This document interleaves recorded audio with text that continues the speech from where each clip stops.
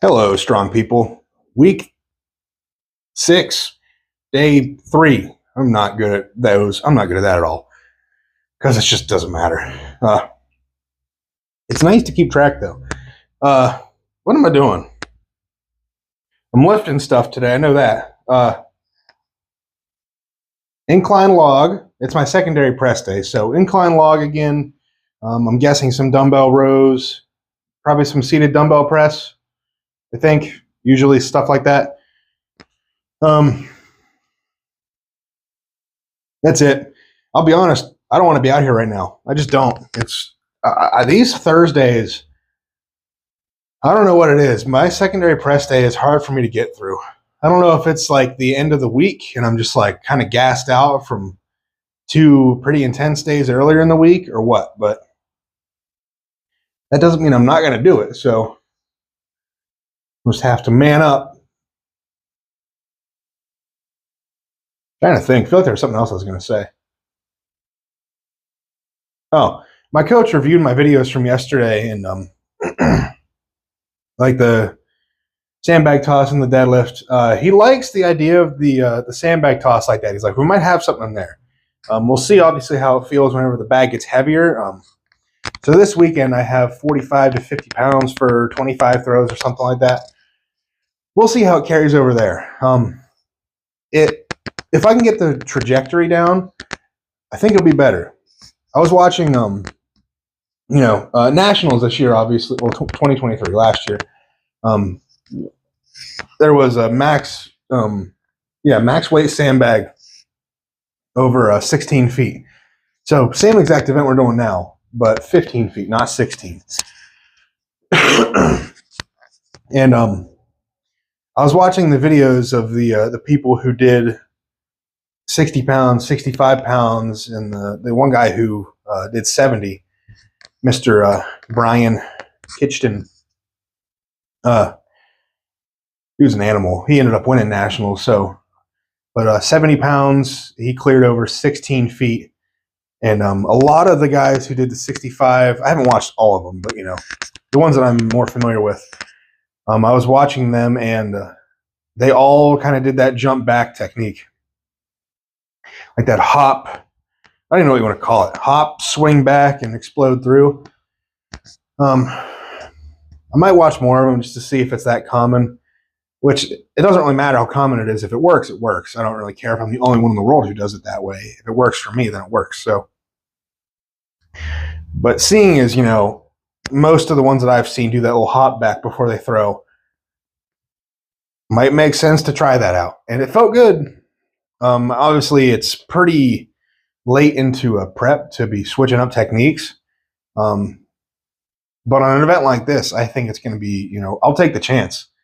Basically, is what I'm saying. And then he complimented my deadlift, said you're wedging in really nice. They look smooth. You lost on the 1 rep, but still figured out.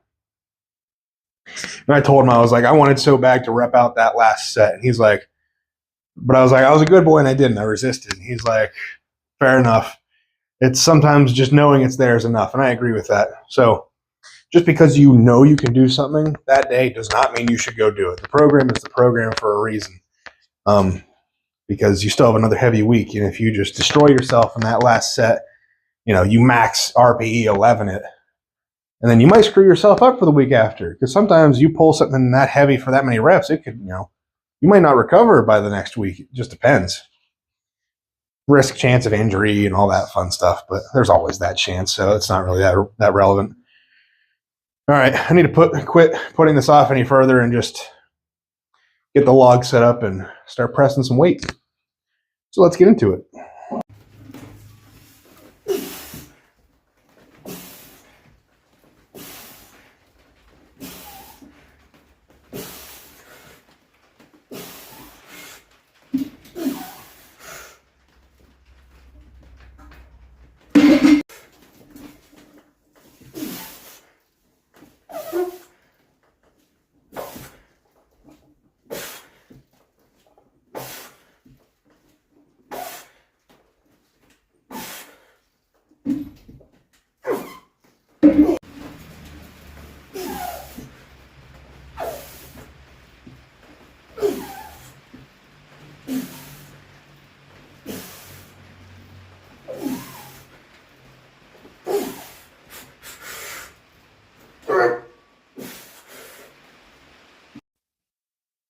log press is done.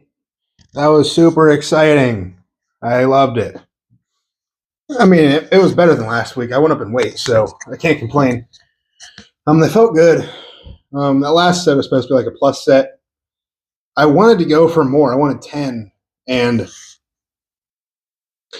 I got to the bottom of that last rep, and it was just like, bleh, like I just stopped. And the reps were already kind of shaky at that point, so I didn't want to muscle through another rep or two. I'm not mad about that. I originally liked incline log press like this, and then I started doing bench for like a month, and I was like, I like that. I honestly, I don't know. There's something about the secondary press day of the week that I just can't get into, and it's probably just me. Another thing, the last 2 weeks that's obviously changed is I'm deadlifting yesterday, the day before. Usually I have a rest day in between, so my back is definitely still cooked from yesterday's deadlifts, and I just don't think I recovered that well from that. It's hard to recover from a deadlift session like that, just a big back day in general. It's a big muscle, heavy weight was being moved, and it takes time to recover from that. And I just don't think that I fully am not having a rest day in between, which is fine. I would much rather not have a rest day from, before my secondary press day. Like there's 3 big days during my week, and I don't want to minimize the importance of a secondary press day, but obviously I have a day's rest before my main press day. I now have a rest day before my deadlift day, no rest day before secondary press day, and then I have Friday off typically before I do my Saturday event training session. So it does make the most sense to have it programmed this way. And honestly, going forward, I might keep it this way. Just because I've complained about it before, and it was just like, having those big log clean and press days. The log is a full body movement. I mean, you have to deadlift it up, front squat it sort of on the way up. It's just, it takes a toll on your posterior chain in a way. So having to do deadlifts the day after that is just not ideal.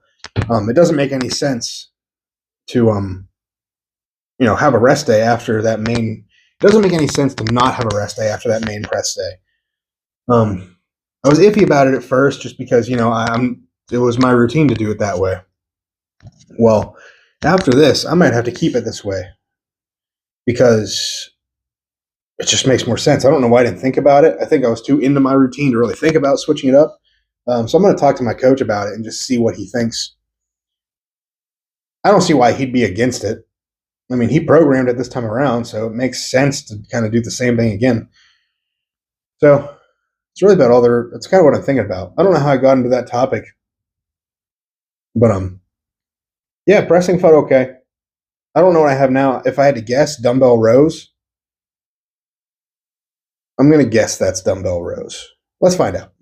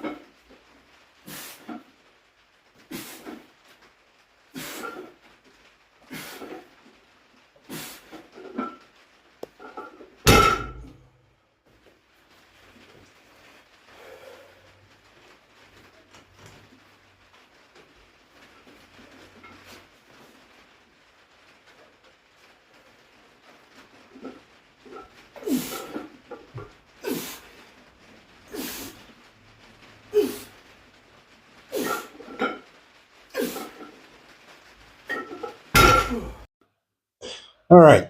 Well, that's probably all I'm going to record today. I know it wasn't much. I don't know. Maybe I'll record one other thing. I was planning on just like supersetting everything because It's pretty minimal sets and lower reps for the rest of the training session. So those dumbbell rows felt better. I think I'm progressing in those. Rather than put on weight this week, I wanted to feel more of a pump in my lat where I should be feeling those. The first set that you saw, I didn't use a strap, and I'm not mad about it. It felt good, but these dumbbell rows are not. I'm not building grip doing these. That's not my purpose. I'm trying to feel it in my lat, trying to build my lats. So, lats, upper back, rear delt, whatever. It works, all that stuff. So, I don't want to test my grip on that. Although I want to have strong grip, obviously. There's more direct ways to train it. And you could make that a grip training event by, holds with that, because these dumbbells are rotating. They're not like a regular dumbbell at the gym that's fixed. These ones are loadable, and the handles rotate like a normal bar. And the sleeves rotate, I should say, around the handle. So it spins when you're picking it up. So you could use it as grip if you wanted to, but that was not it's not the purpose of these rows. So I strapped up for the remaining sets, and they felt good. I did what I wanted to do. They were a little bit more controlled, and that was really the only goal with those. So, and then you didn't see it, but I did my press. I had like one set of 10 and then an AMRAP dumbbell press. I just did that real quick. Probably should have done a little bit more leading up to it, a little bit more volume, but I'm programmed one set of 10 and an AMRAP, so I didn't want to, do too much, which you're probably never going to do too much. It's very unlikely you're overtraining, I would imagine. I don't know what I have next even. I know I have some like low rows, tricep, hammer curls, maybe. Maybe I'll record the hammer curls and tricep stuff. Maybe. We'll see. We'll see. I'm not gonna. I won't say my little ending piece here just yet. We'll see. So, can that even see me?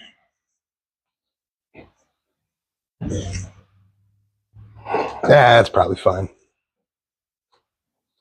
All right. So, here's what I'm going to show you. The most exciting thing ever. What am I showing you? Hammer curls and tricep pushdowns. Fun stuff. I'm going to do them with dumbbells because I like the added resistance at the top. I prefer any arm motion, like bis, tris, accessory-wise, with I just prefer bands, if I'm being honest. I don't really know why. I just think it's the added tension. So I also hate training biceps. They're the most boring thing in the world. And I don't even know if you can see me, but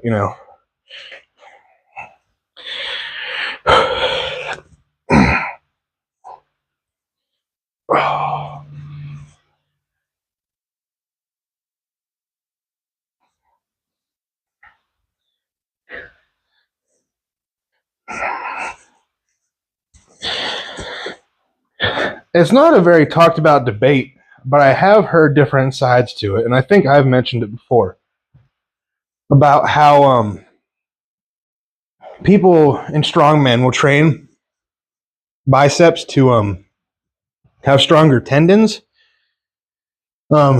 because bicep tears are fairly common in strongmen with stones, axle clean and press,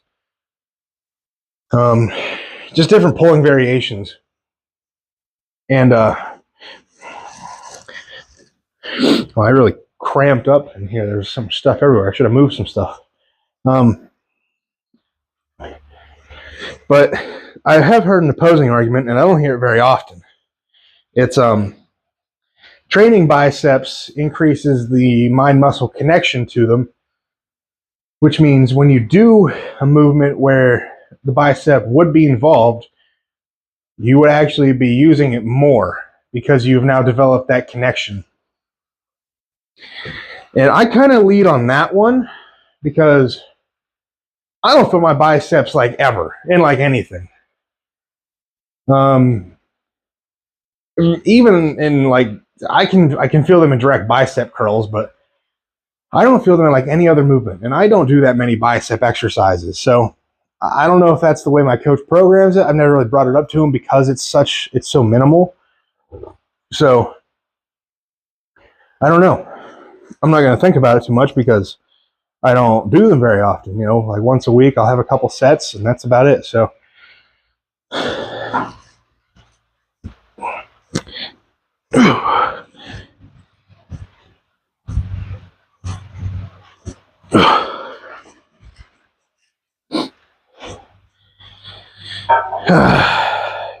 don't have a whole lot else to say. I don't even know if you can see me that well.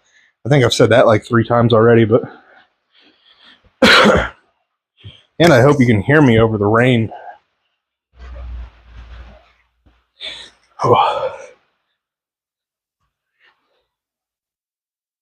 I also really prefer hammer curls.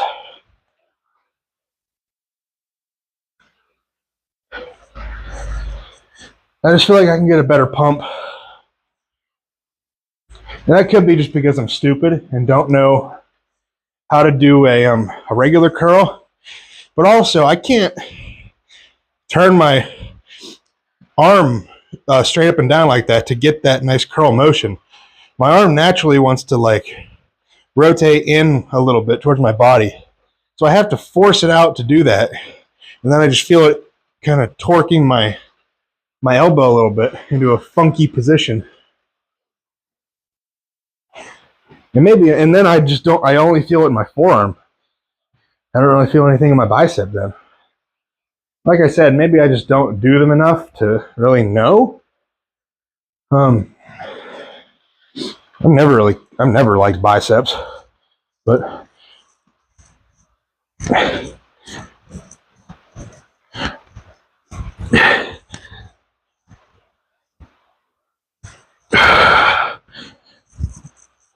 a good tricep pump, on the other hand, I'll take that all day, every day. Your triceps can never be too big, can never be too strong.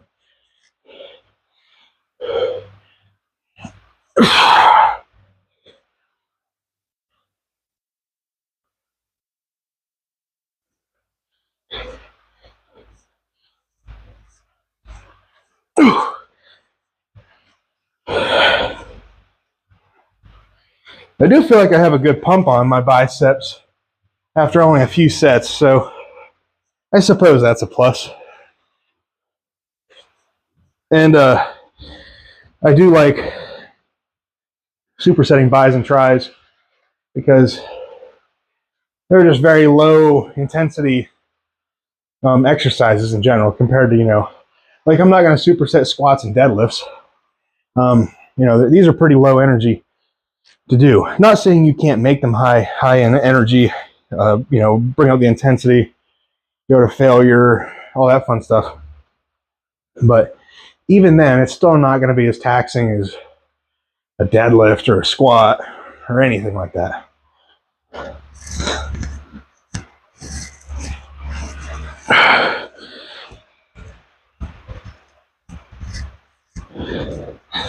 Ooh. All right.